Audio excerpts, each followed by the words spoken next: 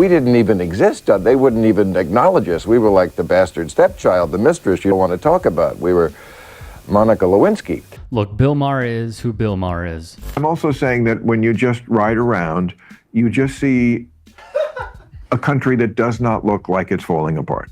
Bill. Like, my eyes also matter. He is a classic stuck in his ways centrist. One reason they don't get exposed is because they're afraid to speak out, because it's the only religion that acts like the mafia that will kill you if you say the wrong thing, draw the wrong picture, or write the wrong book. He has shown his Islamophobia on his program. Most Muslim people in the world do condone violence just for what you think. And various other shows time and time again. I was should be moving toward a colorblind society where we don't see race. That's the old way to look at it. I think that's still the good way to look at it. Wokeism, we have to see it everywhere, all the time. This is the wrong, outdated approach from folks like Maher. Not acknowledging one's skin color does not make us better by any stretch of the imagination. It means you don't view them, and in addition, disregard their life's experiences.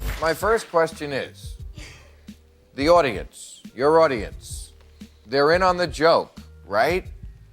So is your audience. So is your audience. So is your audience, man.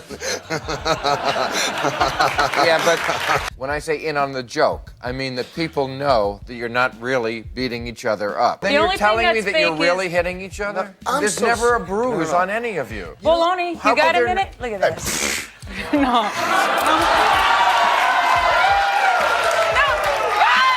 Metal hip.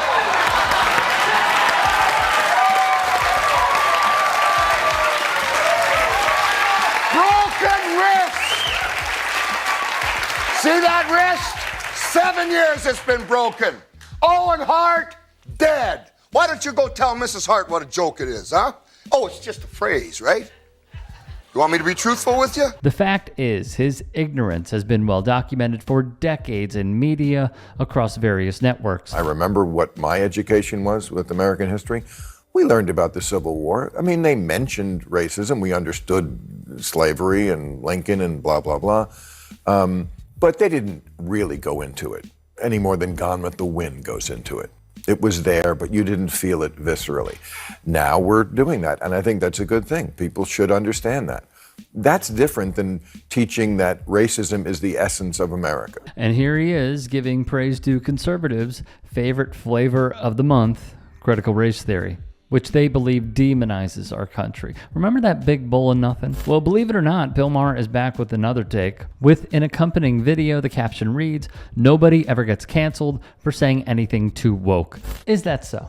Where do we even begin? Let's not disregard Craig Hodges, the former three-point specialist for the Chicago Bulls. How good was he?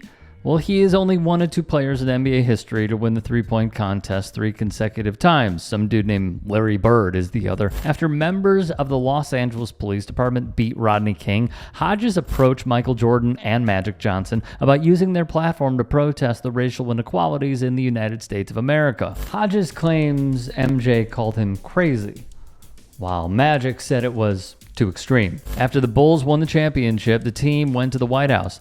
Hodges wore a dashiki, drained threes in front of POTUS, and even wrote a letter outlining what he felt were true injustices plaguing Black America. After the 4 white policemen who beat King were acquitted, Jordan, promptly being asked, replied, "I need to know more about it." Hodges would give a quote of his own, "I'm not going to tell Michael Jordan what to do. At the same time, I cannot go talk to young kids and not use Michael as an example of what is possible because he has so much and he has children in the palm of his hands." 25 days later, Craig Hodges was released and did not play another second in the National Basketball Association. One coach, Billy McKinney, would even tell Hodges there was nothing he could do because brothers have families, if you know what I mean. But for Maher, no one, as he calls it, who is woke, ever gets canceled.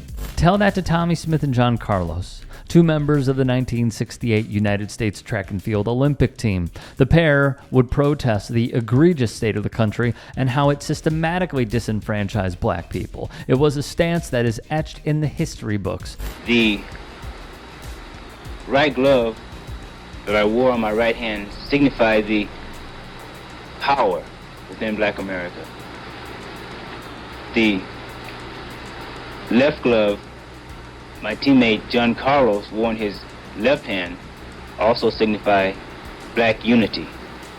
The scarf that was worn around my neck signified blackness. John Carlos and me wore socks, black socks without shoes, to also signify our poverty.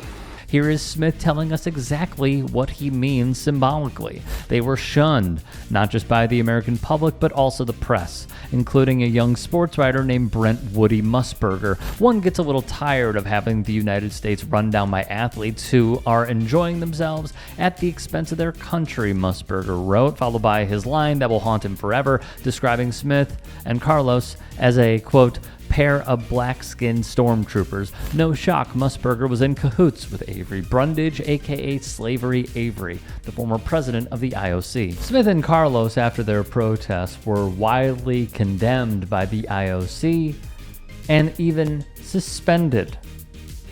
And then after that, they were immediately sent home. Tommy Smith would be banned by the U.S. Olympic Committee, declaring him ineligible to participate in national and international competitions. He was still the fastest man in the world, but he was reduced to training school children in Wakefield in northern England to earn a living.